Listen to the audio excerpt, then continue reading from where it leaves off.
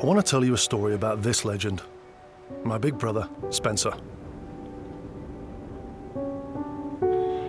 Spen was born with severe autism in the 1970s, an unforgiving era for those with any kind of mental challenges. Because back then, you could be separated from your family and institutionalized, just for being different. And that's when you needed your family the most, right? Butty time on the top of the glitters. Yeah? We having a breakfast of kings? Yeah. Breakfast of kings before we go out walking in the mountains. The thing is, put Spencer on a mountain and he turns into a powerhouse. Out here, he becomes unstoppable. Because this is the place he truly finds his peace. On the final ascent up to Igard on the ridge. Yeah. Clag's coming in a little bit, starting to rain. Onwards and upwards. Yeah. He doesn't really care about that job. The time Spencer was born, the information for parents about autism just wasn't there. The support system wasn't there. Where a child was born with discernible difficulties, the child was seen not to be functioning, they were mentally handicapped, retarded. The only solution at the time was institutionalisation.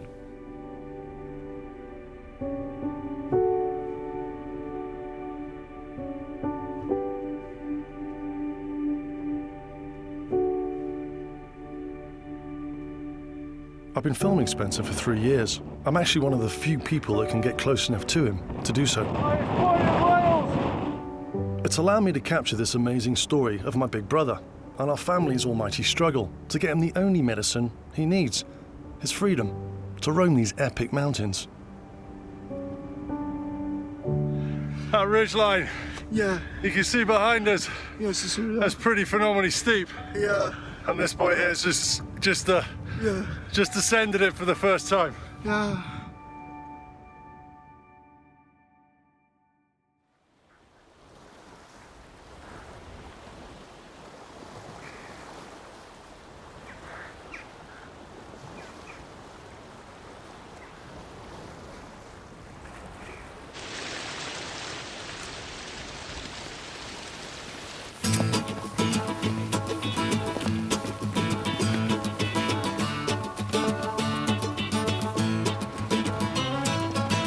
This bundle of mischief is Spencer. He's 47 years old and be under no illusions. This boy is as fit as a butcher's dog, a machine.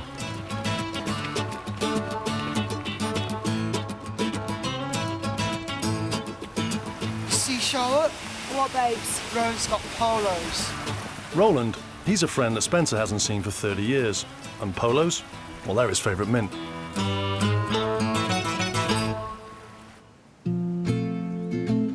And that's Charlotte, our baby sister. You're sweating, aren't you? Words don't really do justice to Charlotte's love for Spencer. Because he's going to start getting really wet and cold. Both off, and then we'll just put one jacket on. Do you want to poo? Yeah. That's right, a poo. Spencer doesn't wait around for anyone or anything. Let's get off the path then. So he does that. And Charlotte, she knows him like no one else. And she also laughs like a horse. What are you doing? Come on, come on, come on. This is called the reunion at the station. Charlotte's filming it. And that's me, Spencer's little brother. I left home when I was 17 and spent the next 20 years in the military as an assault helicopter pilot. I've now been lucky enough to travel to the far-flung corners of the globe as a foreign correspondent. But our walks in the mountains, they always bring me back home. How are you? Smothering your love. Yeah. Come here, give us a hug. I've literally spent my entire life trying to keep up with this one. I'm trying to keep him down. It's like trying to keep a stallion down who's about to get ready for race day. All right, I'll see you later. Bye. I won't stop for anything. He's a monster. But back home, there are different mountains to climb. It's a song. I've done it. Spen can't really wash himself, Under the shower, under the shower. So, or dry himself for that matter. Dry your armpits. armpits. Yeah. And applying deodorant, well, that's definitely a bridge too far. Yeah, what's this? It's What's that? Daddy. Spray. Left. This is left. He can't dress himself properly. Hold on. or make his own food. No. If you get him on the floor, if you will want it. Spencer is severely learning disabled. He has autistic traits. In some ways, he's classically autistic. Well, there's no traits to my saga. Well, I just said a trait in my saga. He has an anxiety disorder. His cognitive age is probably around 3. Very, very young in his head. What's that on the photo? He can express and communicate to a certain extent in terms of basic things of what he wants. We're going to go in the car, Yeah. and then we're going to go on the beach. Yeah. He can understand more than he can express. We got walkies! Yeah. Woohoo! You all right, buddy? Yeah. How was that? And the person who realised from the very beginning how important these walks were was our mum.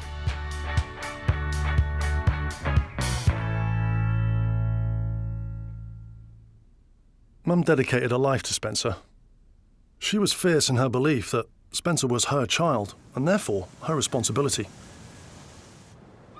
And growing up on the beautiful island of Anglesey, well, that gave Spencer a freedom that he desperately needed, away from the judgment of unfamiliar eyes. Our parents got divorced when I was 12, so Mum had to bring Spencer up alone. As siblings, we all followed her lead. Michael, at a very young age, got thrust into a lot of responsibility. And as you can see, I was fully ready to take on the role of the adult male in the family. He became the eldest brother, in that Spenny was, very little in his head. I was little, and he had to look after us while Mum was out working in the evenings, and that was hard work. Just doing your nails. Spence doesn't let anyone near him alone. With a set of these, one of the very few people that can actually take him, sit him down, and actually use these things on his nails. Spencer's gentle. We only kind of start seeing that, really, as we start learning about what Spencer needs and how Spencer is interpreting the world, and about how to help Spencer not be frightened of the world. If he feels safe with people who are with him, then everything's all right. If it's not, he goes into extreme panic and all sorts of behaviours happen. Spencer's also lucky to have these wonderful people in his life. One word for Spencer would be unpredictable. That's Simon, Charlotte's husband, a surrogate brother to Spencer, and the most patient man in the world. Sometimes you know exactly what he's going to do, and then other times he'll just do something completely off the cuff, and you think, wow, I was never expecting that. Who's my man? This is Scotty, one of Spencer's legendary carers. Scotty was actually born Steve until Spencer decided he was going to rename him. He, he likes to call people different names, doesn't he? He likes to make your own name up. I'm Scotty, aren't I? Yeah. This monkey here is Craig, and he's one of Spen's best mates, but he's also a The Beatles. And he's also the guy who back then and now has Spencer's back. You could put him in a lineup and you would say, I'll have him on my team. Until you saw him smile, then you'd say, hold on a minute, he's going to be trouble. And this is Sue. She befriended the family and is great mates with Spencer and Charlotte. We just clicked. It's a very, very close relationship. Dave was the man in charge of assessing Spencer's care. Do you remember we used to go walking on the beach and you used to run off and leave me be? You did, didn't you? Left me on my own. Laughing, I'll bet.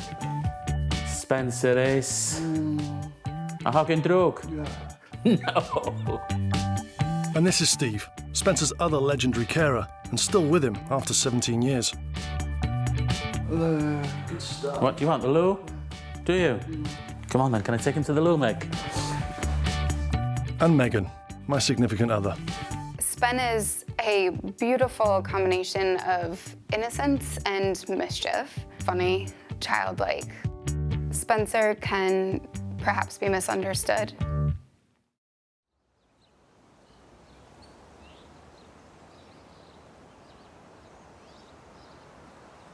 Stop, no cameras, please. Michael! Oh, come on! I'm trying to get precious family moments here. I'm trying to create memories, man, memories. Ferociously independent, Mum brought us up on her own.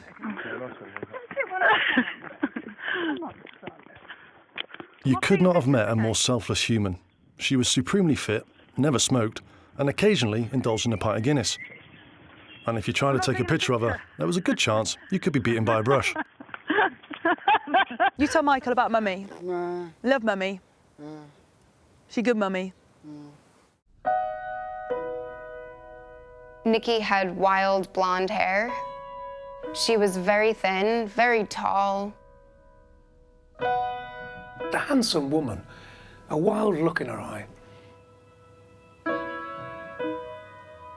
Kind, caring, loving, hilarious.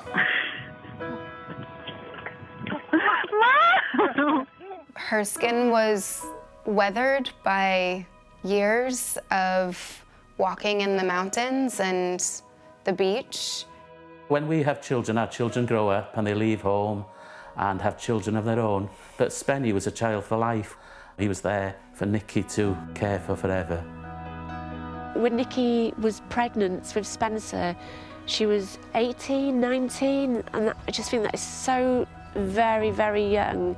Wasn't until about 2 years down the line when Spenny's not developing his other babies, you know, he's not speaking. When he didn't cry for anything, that they started to think something was wrong. The time Spencer was born, the information for parents about autism just wasn't there. The support system wasn't there. The government policy at the time was that disability, mental handicap, mental retardation were aspects of medical care. And medical care took place in hospital. Bryn Earth was the institution, the modern institution that was built in 1970 for the modern provision of the mentally retarded, the terms that were then used. I think from the beginning, Mum it was about survival, wasn't it? You know, this is her son, she loved him. I mean, you know, you see all through her life her fighting this endless battle, this daily slog with you, wasn't it? But I think she had so much love in her, there was no other choice to give that up. She did literally everything for him. She'd have to wash and dry his white cotton sheets every morning because he was incontinent. She'd wash Spencer, the bed would get washed or cleaned. She felt that it was her responsibility to be there as a carer for him. I recollect her just being so vehement that it was important for her to do it because she was Mum. Spenny, where's my Spenny? If I was to say what Spen was, I would say he was a man of phenomenal energies. Come here, Lucas. He's chomping at the bit today. He doesn't want to stop. He just wants to crack on up. Yeah. It's a little bit chilly, isn't it? Yeah. Enjoying yourself? Yeah. He's like a machine, physically. He'll just go and go and go, and eventually you have to stop him because he would just walk all day. One of the very few occasions that this man takes a break, and when he does, it's about 3 seconds. Spen doesn't just have a phenomenal physical ability to walk. He can head out, whatever the season, in just shorts and t-shirt, and not even bat an eyelid. Spenno has a funny relationship with pain. If Spencer is cold, he needs people around him to put extra clothes on him or to take them off because he could overheat or get very cold, and he won't tell you either way. Cut the blood up. He could prick his finger and there could be blood coming from it, and he could get very upset. Oh. You just got to put the and want an ambulance and a doctor. Sandham Hospital, he was... But he could break his foot, which he has done on many occasions, probably more than we know, and not tell you that he's in pain or hurting because of his relationship with it. I don't think he fully understands it. But in that sense, to keep him safe, he needs people to keep him safe. He needs people to understand him and keep him safe. But for Spencer, being among this epic terrain is so much more than just exercise. For him, and for us. We're on top of the glitters. Here's a kiss. Mwah. What's up behind us? That's glitter, one of the glitter back, I'm not sure. Glitter. Yeah. Is that good? Polo. Glitter. Spencer has an anxiety disorder, and For anybody who's feeling stressed, depressed, or any kind of mental health, intense physical exercise is incredibly powerful. And for Spencer, it is the effects it has on him are just, they're wonderful, and it's amazing, and it makes him happy. And there's few things that Spenny can fully comprehend.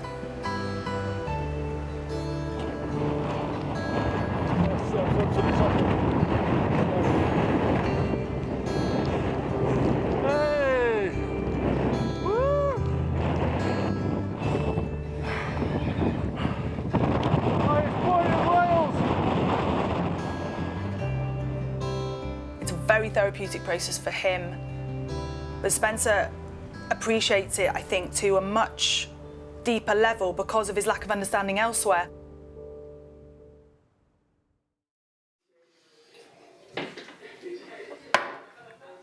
Mum started reading a book called The Horse Whisperer about a guy called Monty Roberts, and he learnt their language. That's a little bit similar to Spencer learning Spencer's language. You know, you have to learn their language because they can't communicate to you. Do you want me to come to you? Do you want... Oh, Spen. It's not just the screaming. He stands there, his arms up, stiff as a board, as if he's been scared to death. And then just when you think, what am I going to do? He'll have a poo, just to finish it off. I remember taking him to Sue's house, and he pooed on her patio. And Sue, I was like, oh my goodness, I need to get him home, get him washed, I'm really sorry. Sue was like, well, it's okay. Literally got a hose. I would have freaked. I would have wanted to disinfect the area, everything. Sue got a hose, washed it off the patio and said, it's all right, sit down. Now, fortunately, I think that's funny, because I don't have to contend with it. And I don't know if he thinks it's funny either. Stop it! Charlotte doesn't think it's funny. Spencer has left me with a lifelong phobia of faeces and excrement. Simon came to know Charlotte probably the worst time possible. This poor, quiet lad came into a chaotic household of Spencer screaming, Spencer soiling. Blow. I was sat down with Charlotte, we'd not long been married, and Spencer went upstairs and we just heard water hitting the mattress. I thought, what's going on? But Charlotte immediately realised what he'd done in protest of us being married. He'd gone and peed on our bed. I wasn't looking forward to going to bed that night. The routine's changed over the years. I mean, as a teenager, Mum would take him everywhere, take him to the shops, and that's where he would, oh goodness, cause havoc in the shops, quite frankly. Poking old ladies in the eye, going into the local spa, smashing a few jam pots. He'd have got away with when he was a child, I suppose, but he was becoming an adult, and it was a bit more serious. I remember one time going to see your mum. I said, Nicky, Spenny's he's a young fella. He doesn't want to live in with his mum, does he? She gave me such a glare. He has to maintain a certain routine. Anglesey is Spencer's routine. Walking in the mountains is Spencer's routine. Walking on the beach is Spencer's routine. Taking him out of the place where he grew up and the place that he is used to would be catastrophic.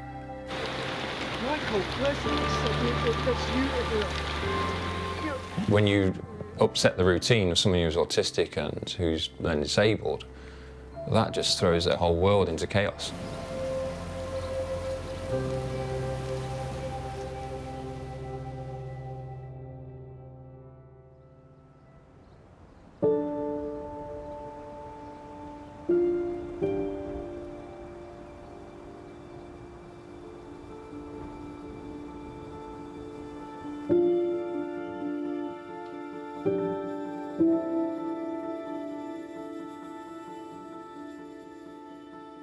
It was quite a commotion on Anglesey at the time. Spencer, come and sit by Mum for a moment. Spencer, No. come and sit by Mum for a moment. No. Come on. Well, about 16 years ago, Spen was being a bit of a mischief and doing things that he shouldn't have been doing. Things got really difficult for Mum. not really getting a lot of help. Stamping her feet, screaming. When the screaming starts, everybody knows there's something wrong. No. Spencer, at this point, he doesn't know how to deal with people. What do I scream for? He's frightened of people and manifests that in fight or flight. So pinch, push, poke. You see all through her life her fighting this endless battle, not only with Spenny because he was difficult, she didn't always know how to deal with him, right through with social services, with the authorities. For Spencer to have the freedom that he had, I think Nikki fought really hard. He'd lived in the community had grown around him, and someone new had come into the community that wasn't aware of his condition, and automatically it was all turned on its head. He was an aggressor, he was spitting. Most of the people in the community were very kind, but there were one or two people who caused a lot of problems.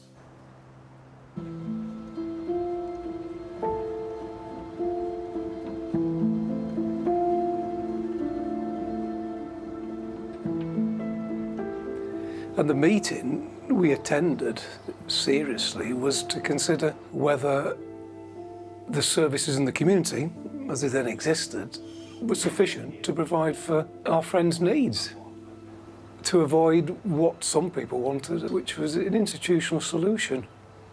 Horrible, horrible time. Horrible time.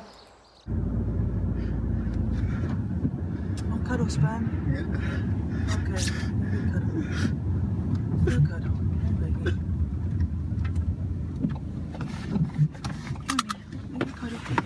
It's all right. It's okay. There was so much uncertainty as to why people didn't know how to deal with Spencer, didn't know how to deal with Mum wasn't getting the help or support. She was reaching the end of her tether as well. And so we're asked to devise a package, which we did.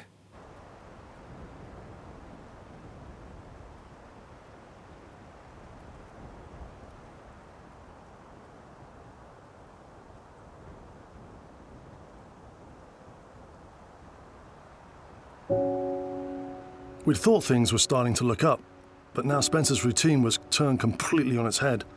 Hiring carers that weren't up to the job, then finding new carers that could actually deal with him. We weren't even close to being out of the woods.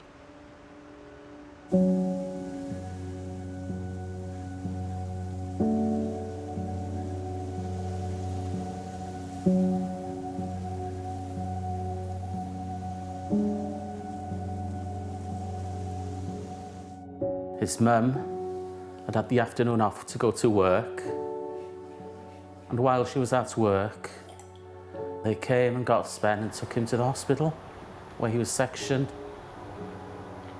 Spen was detained under the Mental Health Act within Brunanayth Hospital.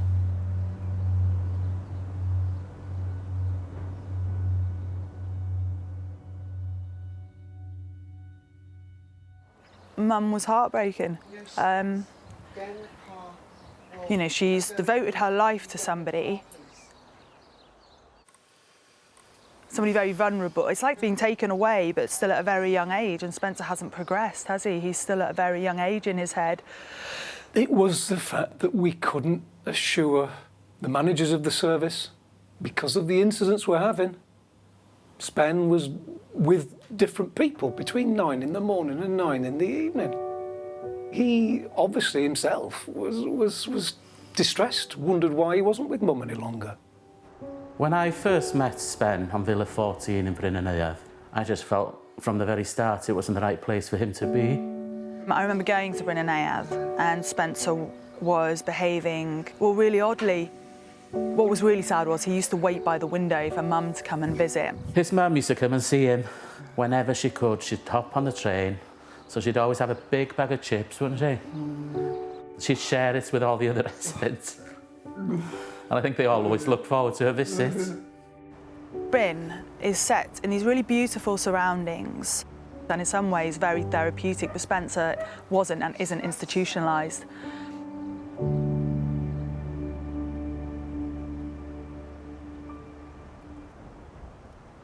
It was coming up to Christmas, and the only gift Mum really ever wanted was to have Spencer with her for the holidays.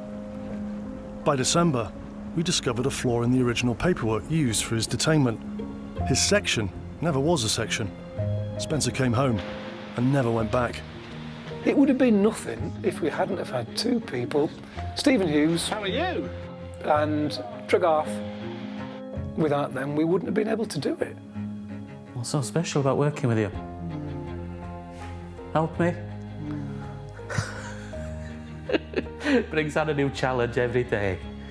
And the fortuitousness of the fact that we took them on was eerie, because I don't think many people, other people, could have done it. It was quite a challenging setup to start off with.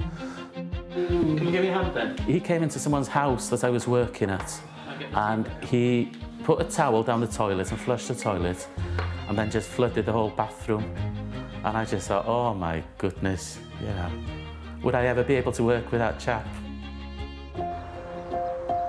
And so, over the next 6 years, Mum got used to having Scotty and Steve around. Friendships turned into strong bonds. And Spencer could roam the mountains and coastlines. Life was good. For a little while, at least.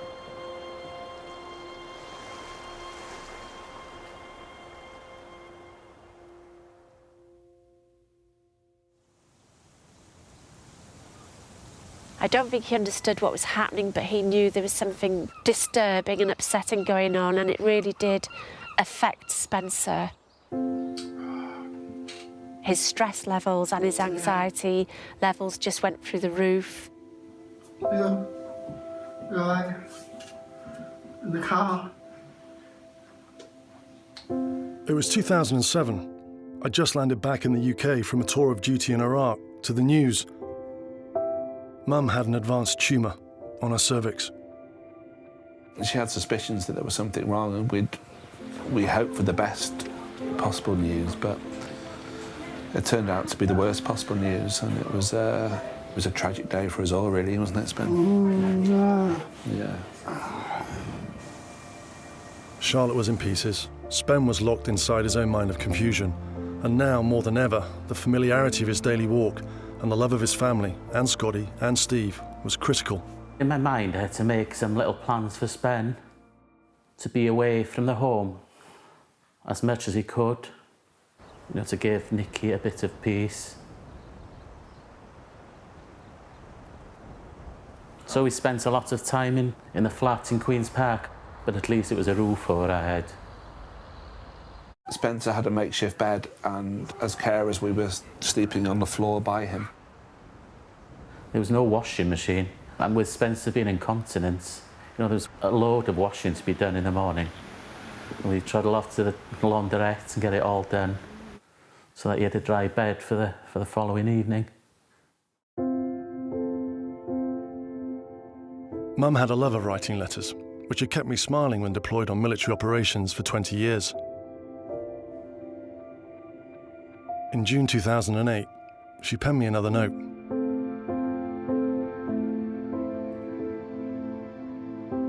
It would be her last.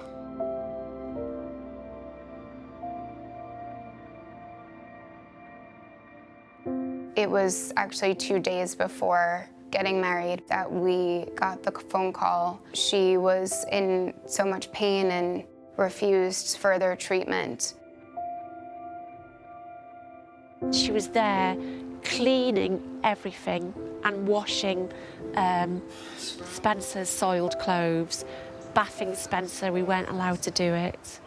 And it wasn't till the last couple of days where she let us in. A week before she died, I was taking her down to do the shopping still. She was insistent on doing that. She was still making him chips until a few days before she died, even. Well, Charlotte came in. Her mum was there, and she just sobbed, and she just lay down next to your mum, held your mum. Your mum passed away.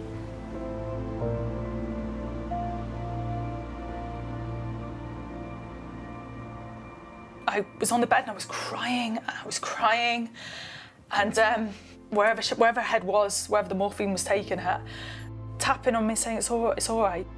And I didn't want her to go. at that point, I just wanted to just hold on, because I loved her so much.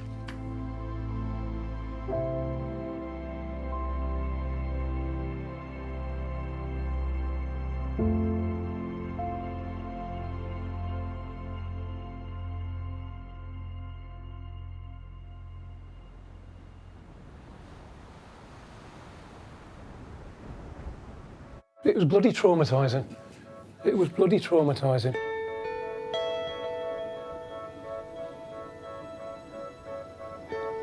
Spencer's needs were immediate, and where Nikki had played such a pivotal role in Spencer's care and consistency and routine, that couldn't end when Nikki did.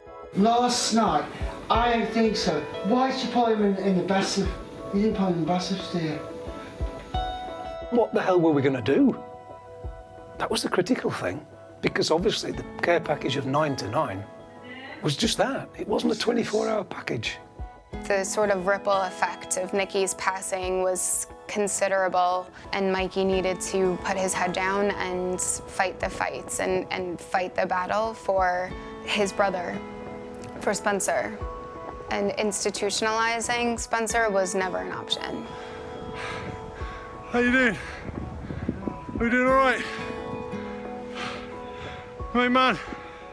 He harassed me constantly for solutions, for answers. And you did that very powerfully. And it made a difference. And again. See, Craig. And again. What have you been doing? If the family had not advocated so strongly, what would the outcome have been? I don't know. I don't know.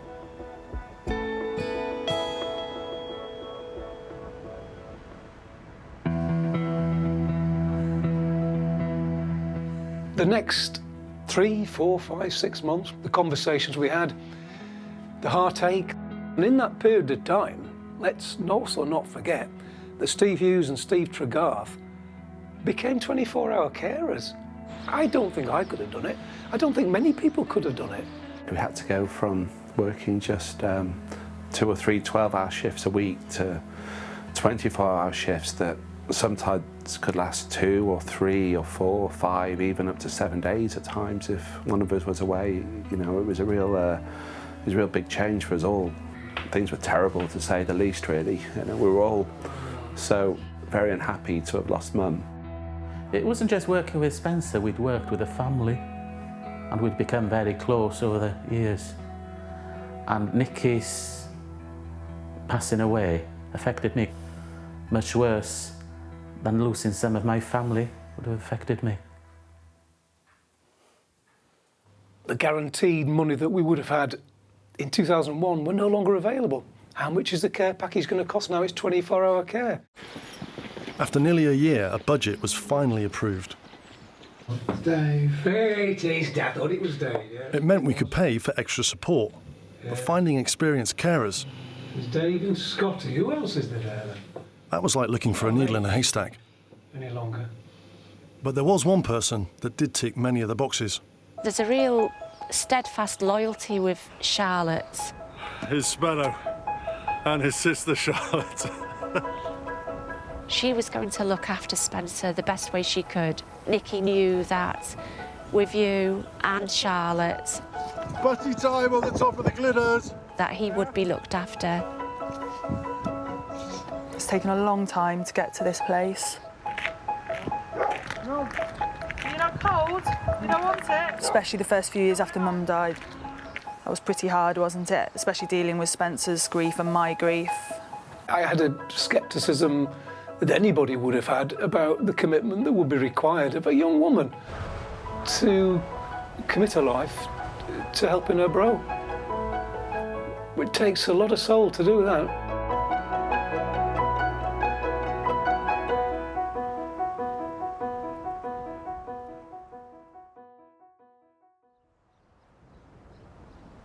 So this is us now. That's how we got here. Our story and struggle to keep Spencer out of an institution and amongst his family and the people that care about him the most. Charlotte loves Spencer. Off, yeah? They're so funny together. Sometimes it's Spencer that behaves and it's Charlotte that doesn't behave. Spencer, today, compared to a few years ago, has settled.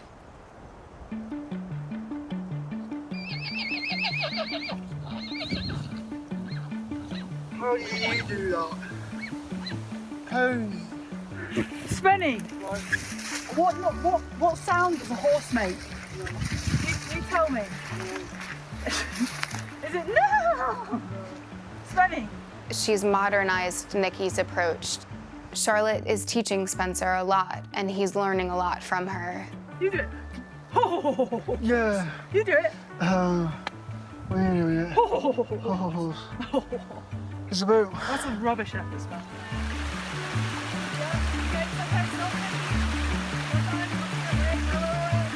You've got to take time out from your life to identify these things. That's what Charlotte's doing. She can understand him. What noise does it make? Horse. Again? Horse. Come on, a bit more into it. No. No.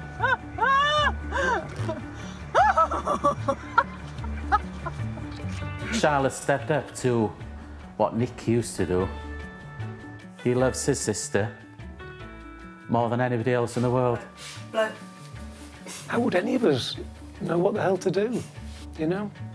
But she did it, didn't she? Bless her. She and Simon together have decided that Spencer will be a part of their life forever. Charlotte and Simon's love and commitment to Spencer is extraordinary. But it's not come without a price. It'd be nice for Charlotte to have children of her own. I love babies, and children would be a lot of fun to have around. Simon would love children, but they have a responsibility with Spencer. I don't resent Spencer at all, but if I had a child that then needed another 24-hour care, no, too much. Too much. So Simon and I have decided not to have children.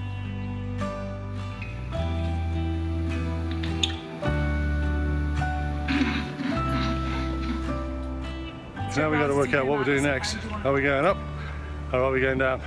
Shah wants to go down. All right, Spen. Yeah. I want to go up. Shah wants to go down. The decision's with you. What do you want to do? Shah, ask him the question. Spenny, where do you want to go? That way. That way, yeah. Spen, a best of three. Spen, do you want to go? Say to him which way do you want to go, up or down? He's pointing. That was number 2. Here, one more time. Which way do you want to go? That way. That way. No, tell him which way do you want to go, up or down? Look, Spenny. Do you want to go up or down? Down. Down. Honestly, democracy's rubbish. There's a balance there, and I think Charlotte's found it with Simon, Spencer, and everything else. There's a balance there, and she's hit it. No, I can't do it. Be careful. Oh. The future with Spencer is that he's going to stay with me and Simon.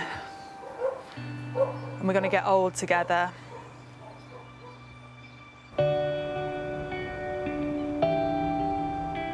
In 2009, when Nikki passed away, what would she do if she was looking down? I don't know. She'd be smiling, probably. She'd be smiling. And who couldn't? Who couldn't? When all things are considered, and looking back, it's been positive, hasn't it? For everyone. Bless her. And along the way, maybe we've all learned a thing or two from my big brother.